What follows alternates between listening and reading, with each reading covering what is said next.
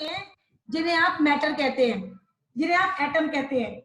और एटम जो है वो एक स्फेरिकल सॉलिड बॉल की जैसी दिखाई देती है, स्फेरिकल सॉलिड बॉल की जैसी। ठीक है, इसने ये कहा था कि एटम जो है वो इनडिविजिबल है, एटम को फर्दर डिवाइड नहीं किया जा सकता। इसने कहा एक ही एटम के सारे एलिमेंट उनकी सेम साइज होता है, सेम प्रॉपर्टीज होती हैं। ठीक है, जो केमिकल रिएक्शन होती है वो रीअरेंजमेंट होता है। अच्छा, इस डाल्टन थ्योरी को आप लोग अपनी बुक से करेंगे या 9th क्लास में बुक दे रखी है उसमें से करेंगे? अगर नहीं होती है तो फिर मैं आप लोगों को सेंड कर दूंगी इसको। ठीक है, एटम जो है, atom of one element are different from other element. एक एटम के, एक एलिमेंट के एटम दूसरे एलिमेंट के एटम से डिफरेंट होते हैं। ठीक है, compound of different element are formed when atom of different element combine at fixed ratio। कि डिफरेंट एलिमेंट जब एक फिक्स रेशियो में कंबाइंड करते हैं तो कंपाउंड फॉर्म होते हैं। एटम को ना डिस्ट्रॉय किया जा सकता है और ना ही बनाया जा सकता है। ये सब बातें उसने कही, लेकिन डाल्टन की थ्योरी फेल हो गई क्योंकि एटम को आप फर्दर डिवाइड कर सकते हो इलेक्ट्रॉन, प्रोटॉन, न्यूट्रॉन में। उसने कहा था कि सेम एलिमेंट जो होते हैं वो उनके एटम सेम होते हैं, लेकिन हमने आइसोटोप्स भी पढ़े हैं। आइसोटोप्स क्या होते हैं? Atom of same element have same atomic number but different mass. Mass different हो सकता है। उसने कहा कि डिफरेंट एलिमेंट के मास सेम होते हैं। ठीक है, लेकिन हमने आइसोबार्स पढ़े कि डिफरेंट एलिमेंट के मास भी डिफरेंट हो सकते हैं, सॉरी सेम हो सकते हैं। ठीक है, तो ये सब चीजें हमने डाल्टन थ्योरी में पढ़ी। अब इन्हीं सब चीजों में को जो जब आगे उन्होंने आगे उन पे काम किया गया तो discovery of electrons, protons, neutrons की भी डिस्कवरी हुई। तो सबसे पहले हम एटॉमिक स्ट्रक्चर में पढ़ेंगे यूनिट 2, चैप्टर का नाम है एटॉमिक स्ट्रक्चर।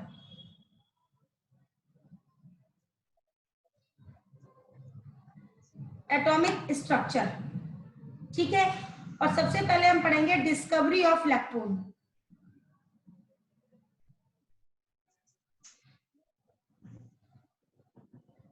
इसकी डिस्कवरी की जे थॉमसन ने।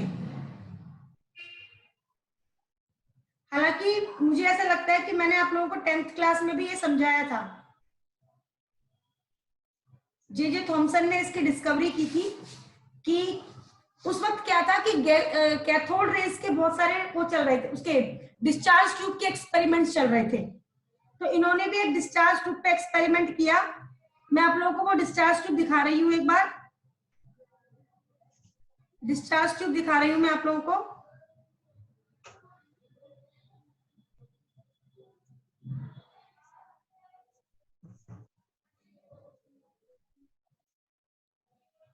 ये है वो डिस्चार्ज ट्यूब। आप लोग ऐसा करो, इसका ना स्क्रीनशॉट लेके रख लो अपने पास, ये स्क्रीनशॉट लेके रख लो। उस वक्त क्या था, ये जो आपको कांच की एक वो दिखाई दे रही है ना, कांच की ये गोल गोल सी ट्यूब दिखाई दे रही है, इसे कहते हैं डिस्चार्ज ट्यूब। डिस्चार्ज ट्यूब, इसमें क्या किया उन्होंने, एक कैथोड लगाया और एक एनोड लगाया और इसका कनेक्शन हाई वोल्टेज से कर दिया 10,000 वोल्ट, और वैक्यूम पंप लगा के इसके अंदर का जो प्रेशर था वो मिनिमाइज कर दिया, और वो प्रेशर कर दिया 10⁻³ मिलीमीटर प्रेशर के बराबर। यानी इसमें जितनी गैस भरी हुई थी वो सारी की सारी गैस निकाल दी। हमारा जो एटमॉस्फेरिक प्रेशर होता है वो 760 मिलीमीटर होता है। इन्होंने क्या किया, सारा प्रेशर निकाल के केवल उसमें 10⁻³ मिलीमीटर प्रेशर रहने दिया। और इसमें क्या किया उन्होंने, एक कैथोड लगाया और एक लगाया एनोड। आप लोगों ने ये डायग्राम का वो स्क्रीनशॉट ले लिया? Yes ma'am. ठीक है, अब क्या किया उसने, जब इसमें वोल्टेज अप्लाई किए तो इसमें से कैथोड में से कुछ इनविजिबल रेज निकली, कुछ इनविजिबल रेज निकली, और उन रेज ने, अब उनका पता कैसे चला? अब इन्होंने क्या किया, अब मैं आपको बना के दिखा रही हूं। देखो इन्होंने क्या किया था, इन्होंने एक डिस्चार्ज ट्यूब ली, ठीक है, और इस डिस्चार्ज ट्यूब पे एक उन्होंने एक मेटल का कैथोड लगाया और एक परफोरेटेड एनोड लगाया और इसका कनेक्शन कर दिया हाई वोल्टेज से, लगभग 10,000 वोल्ट से, हाई वोल्टेज। यहाँ पॉजिटिव, यहाँ नेगेटिव, ये नेगेटिव टर्मिनल है, ये पॉजिटिव टर्मिनल है, और ये लगा दी इन्होंने जिंक सल्फाइड की screen. This is ZNS screen. यहां पर एक वैक्यूम पंप लगाया जिससे यहां का प्रेशर जो था वो 10⁻³ मिलीमीटर प्रेशर के बराबर कर दिया, 10⁻³ मिलीमीटर प्रेशर के बराबर कर दिया। बहुत इंपॉर्टेंट है, ये ध्यान रखना। तो जब जैसे ही इन्होंने वोल्टेज अप्लाई किया तो इन्होंने देखा यहां से ना कुछ रेज निकली हैं और उन रेज ने इस जिंक सल्फाइड की स्क्रीन के ऊपर, इस जिंक सल्फाइड की स्क्रीन के ऊपर कुछ लाइट चमकाई है, कुछ फ्लोरोसेंट लाइट उसने, मतलब ये स्क्रीन जो थी इसके ऊपर कुछ जगह जगह लाइट चमकती दिखाई दी, स्क्रीन चमकती दिखाई दी। अदरवाइज तो ये इनविजिबल रेस थी, ये जो रेस थी वो इनविजिबल थी, हमें वैसे तो दिखाई दे नहीं सकती थी, लेकिन जो ये फ्लोरोसेंट शीट लगाई जिंक सल्फाइड की, उस पर जैसे ही वो टकराई रेज तो उन्होंने कुछ चमक पैदा की, जिससे हमें ये पता चला कि यहां से कैथोड से कुछ लाइट, कुछ रेज निकल रही है। उस वक्त तक इलेक्ट्रॉन नहीं था वो, उस वक्त तक यही माना गया कि ये कुछ इनविजिबल रेज है। अब ये जो आपका एनोड है, ये जो एनोड है ये परफोरेटेड क्यों बनाया? परफोरेटेड का मतलब है बीच बीच में छेद कर दिए उसमें, अदरवाइज लाइट पास कैसे होती, इसलिए बीच बीच में उसमें छेद कर दिए, इसलिए उसे कहा गया परफोरेटेड एनोड। बात समझ में आ गई? बात समझ में आ गई? हाँ भाई, जवाब दो। समझ में आ गई बात? चलिए। Yes ma'am. हाँ, यहाँ पर जो गैस का प्रेशर, अब हुआ क्या, इन्होंने कुछ इसके बाद में ऑब्जर्वेशन की, तो उन्होंने ये जो इनविजिबल रेज थी ना, क्योंकि ये कैथोड से निकली थी, इसलिए इनका नाम दिया गया कैथोड रेज। क्या नाम दिया गया? Cathode rays. अब इनके लिखो प्रॉपर्टीज। अभी ये तक डायग्राम बनाना। हाँ बिल्कुल, ये डायग्राम बनाना है, मैं अभी भेज दूंगी आप लोगों को, दे दूंगी आप लोगों को, ठीक है। ये अब उन्होंने प्रॉपर्टी, अभी तक इन्होंने इलेक्ट्रॉन नहीं माना था, अभी तक यही माना कि ये क्या है, ये आपके कैथोड रेज है। तो इन्होंने प्रॉपर्टीज ऑफ कैथोड रेज बताई।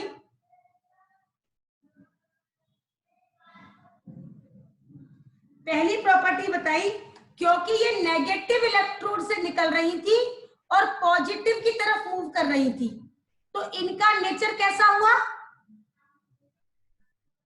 ये पॉजिटिव की तरफ मूव कर रही है तो नेचर कैसा होगा इनका? जवाब दिया करो भाई, जवाब दीजिए।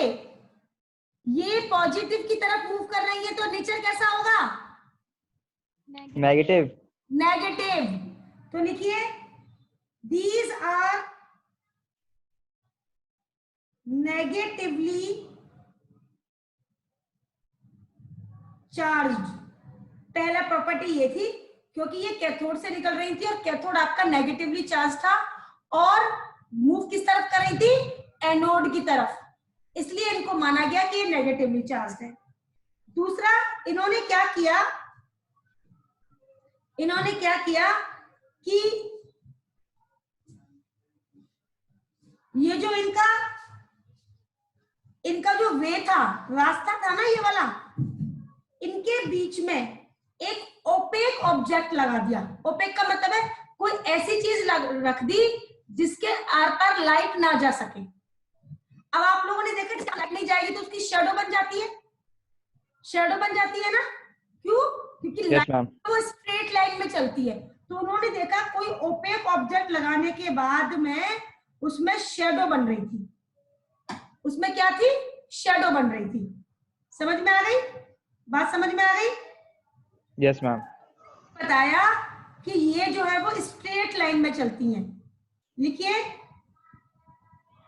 लिखिए second point, they travel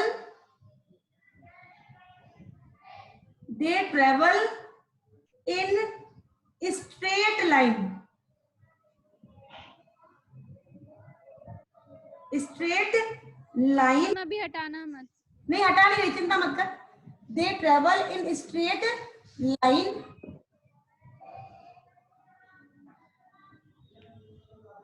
because shadow is created because shadow is created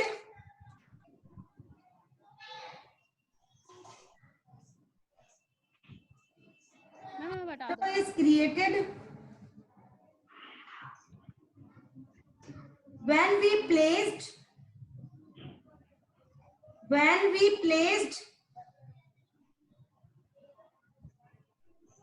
a solid opaque object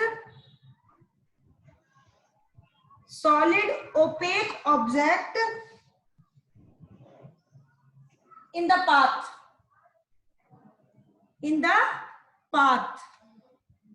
समझ में आ गया? बात समझ में आ गई?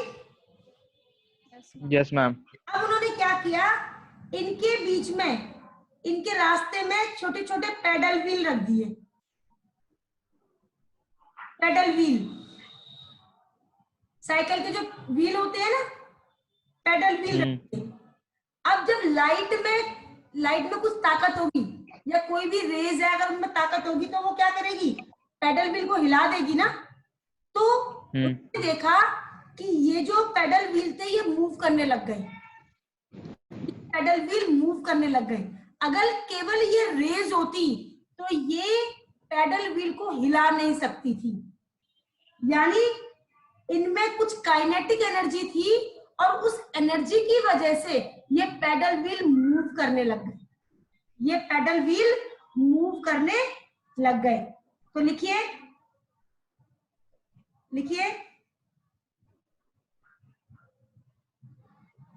लिखिए, they have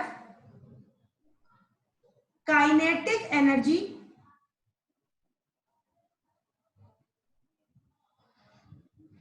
and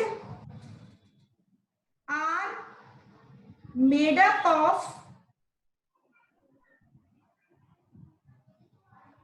material particle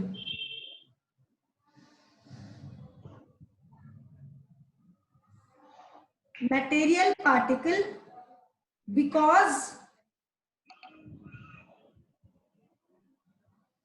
light paddle wheel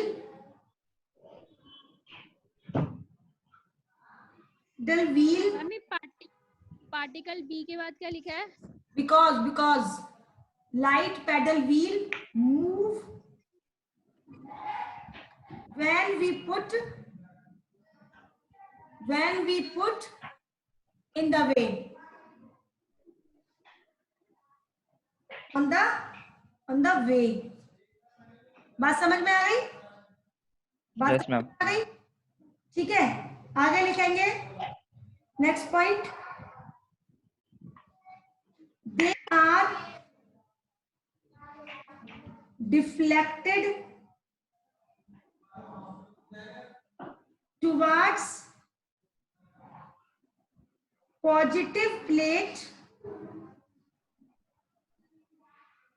in electrical field।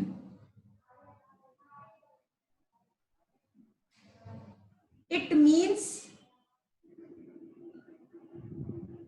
it is negatively charged।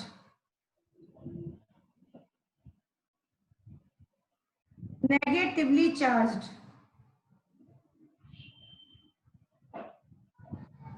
Negatively charged। Next लिखेंगे, they are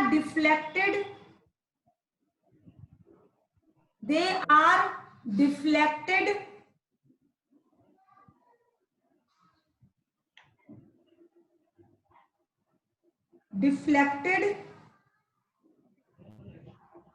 in magnetic field.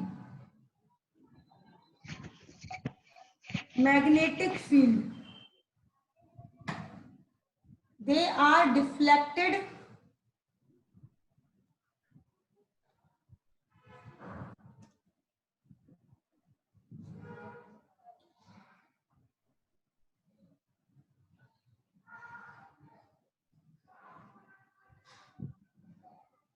in magnetic field.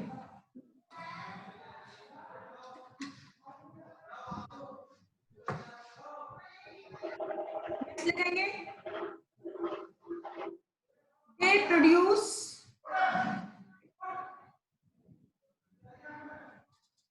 Fluorescence, मतलब चमक पैदा करती है, fluorescence on zinc sulphide screen.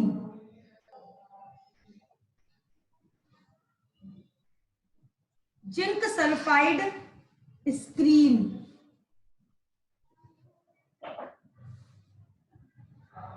Zinc sulphide screen. Next ma'am produce के बाद क्या लिखा है? Fluorescence. FLOURESCENCE.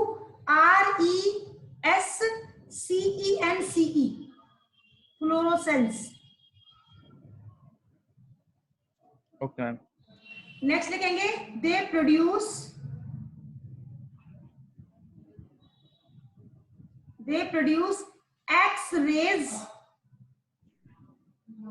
X-rays when they produce X-rays when they strike on the hard surface. Hard surface. जब किसी हार्ड एक्सरे मशीन में ये यूज होता है बेटा, एक्सरे करने के लिए यही होती है. नहीं, एक्सरे करने के लिए तो एक्सरेज ही यूज होती हैं, लेकिन इन्होंने ये कहा था कि अगर ये रेज किसी मेटल की हार्ड सरफेस से टकराती है तो एक्सरेज प्रोड्यूस करती हैं. ठीक है, एक्सरेज प्रोड्यूस करती है. ये आप कह सकते हो कि it is the way of production of x rays, कि अगर आपको एक्सरेज प्रोड्यूस करना है कैथोड रेज को आप मेटल की हार्ड सरफेस से टकरा दो तो एक्सरेज बन जाएगी आपकी. ठीक है, like tungsten, copper, molybdenum.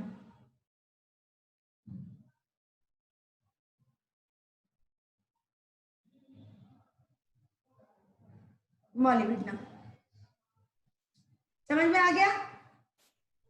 Yes ma'am. So these cathode rays are electron.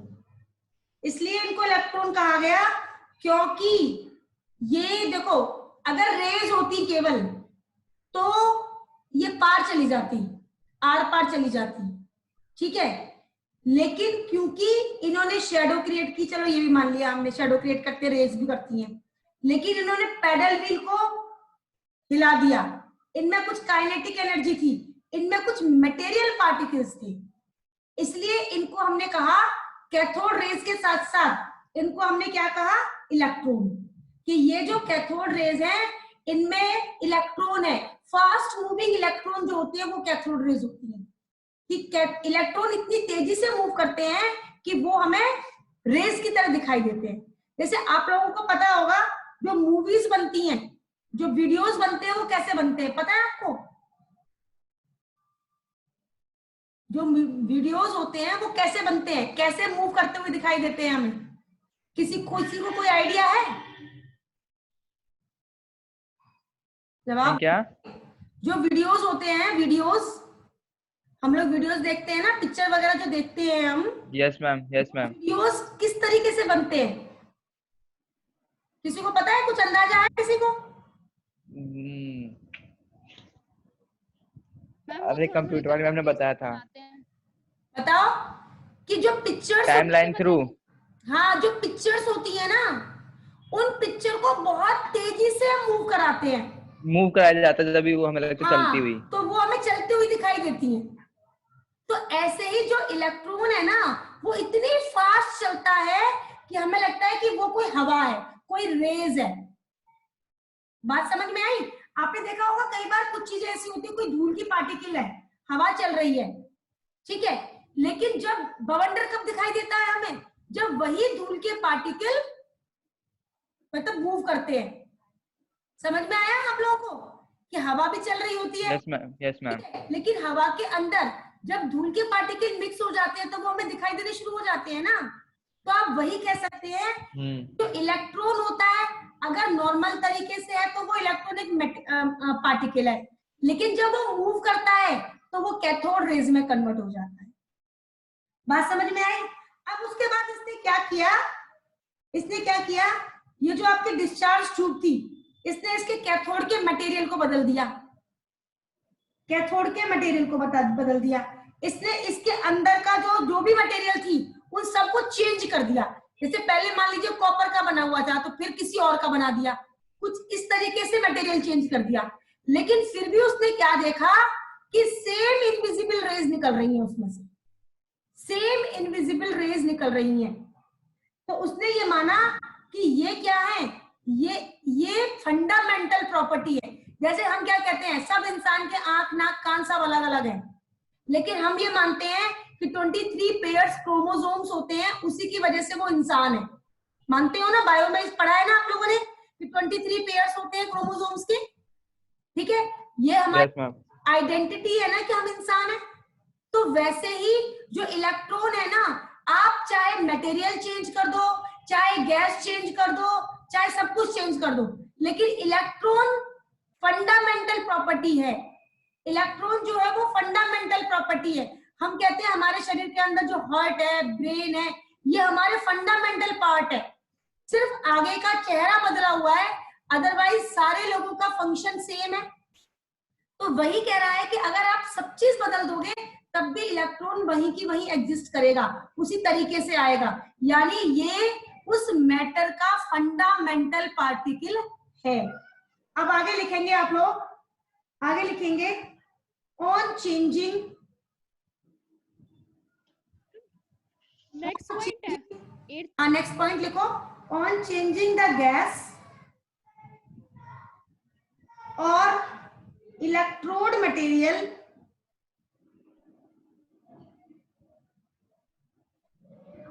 the property of cathode rays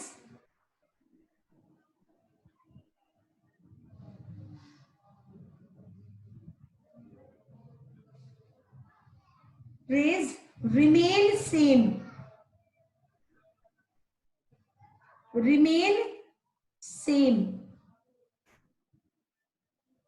it does not depend,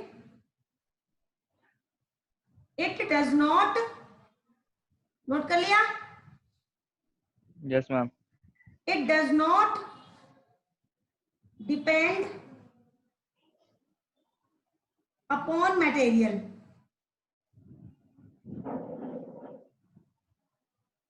It does not depend upon material. यानी कि ये इसका फंडामेंटल प्रॉपर्टी है। दूसरा इन्होंने क्या किया कि कैथोड रेज जो होती है, जो आपके डिस्चार्ज ट्यूब थी ना, उसके अंदर कुछ तो गैस के पार्टिकल होंगे। हालांकि प्रेशर आपने बहुत डिक्रीज कर दिया था, लेकिन थोड़ा बहुत तो होगा उसमें। तो उसने क्या किया, उन गैस के जो आयंस थे उनको आयोनाइज कर दिया, अच्छा, आपको ये पता है कि मान लीजिए ये एटम है, एटम में से इलेक्ट्रॉन निकाल दिया आपने, तो क्या बनेगा वो आयन। यानी जो गैस है आपकी, जो डिस्चार्ज ट्यूब के अंदर जो गैस भरी हुई थी, उस गैस के अंदर कैथोड रेज ने क्या किया, उनको आयोनाइज कर दिया, उन गैस के पार्टिकल्स को। तो उनमें से भी कुछ इलेक्ट्रॉन निकले और वो इलेक्ट्रॉन भी मूव करने लग गए, ठीक है। यानी आप ये कह सकते हो कि ये जो कैथोड रेज थी उसने गैसेस को आयोनाइज किया, और उनमें से भी इलेक्ट्रॉन्स ही निकले। लिखिए, cathode raise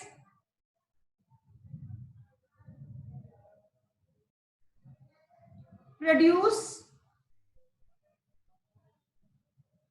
ionisation of atom, of gaseous atom. Ma'am produce Ionization of gaseous atom. Gaseous atom. So the particle of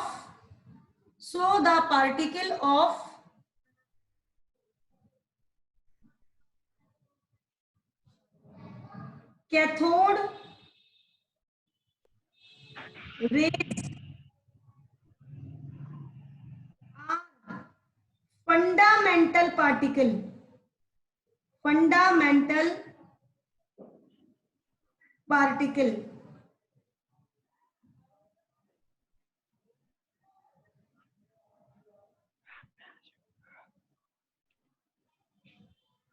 Fundamental particle which is called electron. Which is called electron. इस तरीके से electron की discovery हुई। क्या उन्होंने experiment किया था तो कैथोड रेज बनी, और कैथोड रेज को जब उन्होंने ऑब्जर्व किया तो उन्होंने नाम दिया कि ये कैथोड रेज जिन पार्टिकल से बनी हुई है उन्हें हम इलेक्ट्रॉन कहते हैं। उसी दौरान जे थॉमसन ने एक और एक्सपेरिमेंट किया। उन्होंने क्या किया, उन्होंने चार्ज टू मास रेशियो निकाला, E/m। लिखिए, जे थॉमसन, नेक्स्ट लिखेंगे J Thompson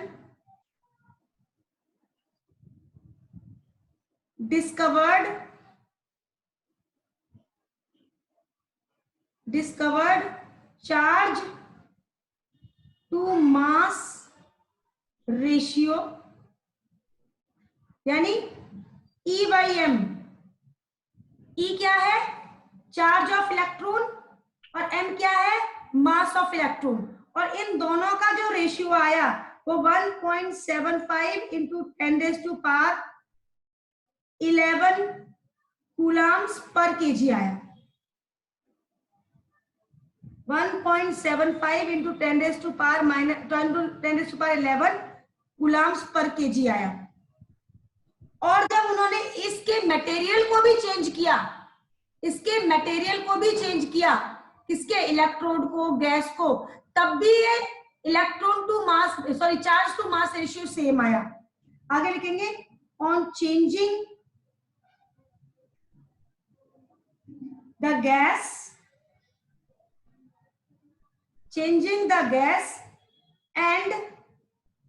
and electrode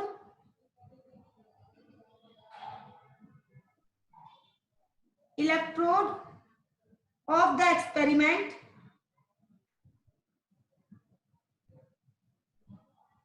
E/m of cathode rays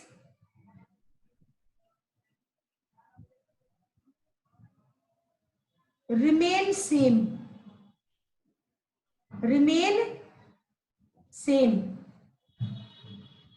यानी इन्होंने ये इस बात को प्रूव किया कि अगर मटेरियल को भी चेंज कर दें या गैस को भी चेंज कर दें तब भी जो कैथोड रेज निकल रही हैं वो इलेक्ट्रॉन ही हैं। क्यों? क्योंकि उनका चार्ज टू मास रेशियो हर बार सेम आ रहा था, इसलिए उन्होंने इस बात को बार बार एक्सपेरिमेंटली प्रूव किया। उसी दौरान एक साइंटिस्ट हुए थे Mulliken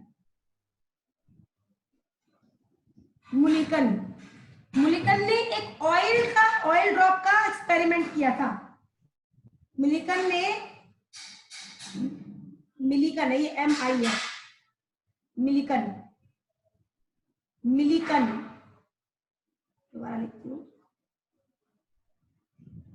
Millikan's oil drop experiment. और उस एक्सपेरिमेंट में उन्होंने इलेक्ट्रॉन के मास को और इलेक्ट्रॉन के चार्ज को डिस्कवर किया। इलेक्ट्रॉन के मास को और इलेक्ट्रॉन के चार्ज को डिस्कवर किया। लिखिए, ही डिस्कवर्ड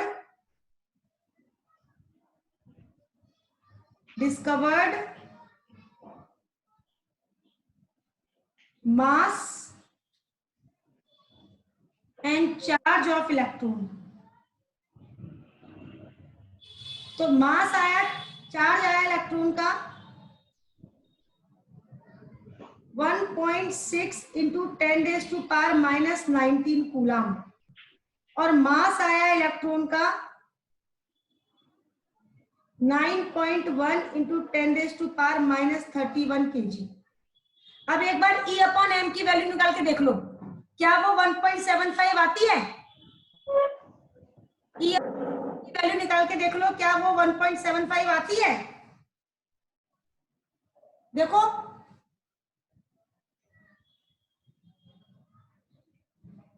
इस तरीके से इन्होंने ये प्रूव किया जो कैथोड रेज हैं वही इलेक्ट्रॉन है। इस तरीके से ये प्रूव किया कि जो कैथोड रेज हैं वही इलेक्ट्रॉन्स हैं, और इस तरीके से इलेक्ट्रॉन की डिस्कवरी हुई। नेक्स्ट डालिए आप, discovery of proton.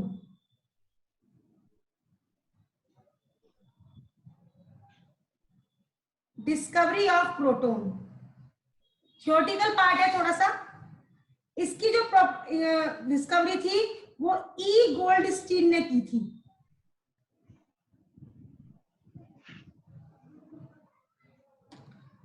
Same discharge tube ली इसने,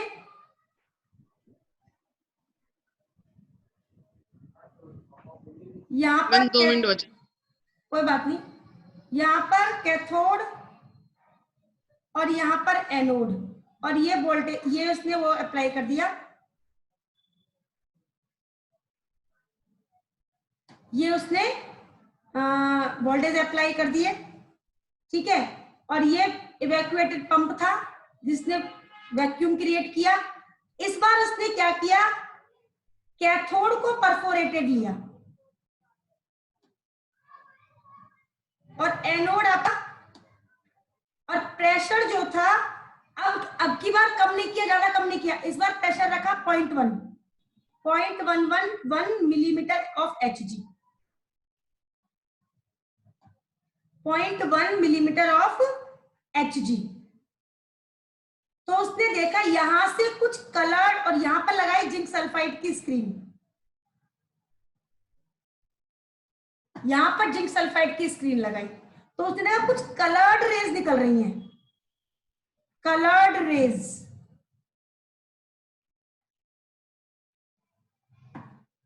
ठीक है, जो कि कैथोड की तरफ मूव कर रही है, जो कि कैथोड की तरफ मूव कर रही है।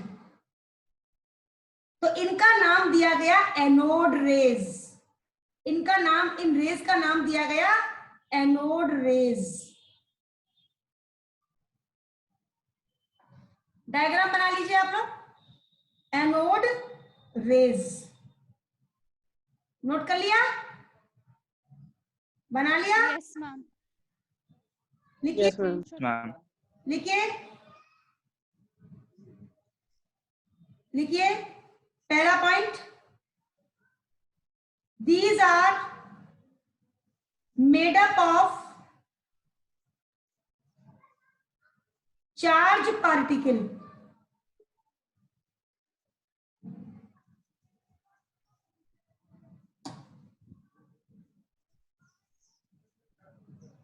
These are colored rays. Colored rays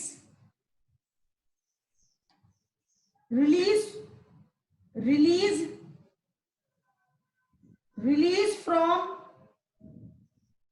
ma'am आपने जो प्रॉपर्टीज ऑफ कैथोड रेज करवाया था उसकी हेडिंग क्या होगी?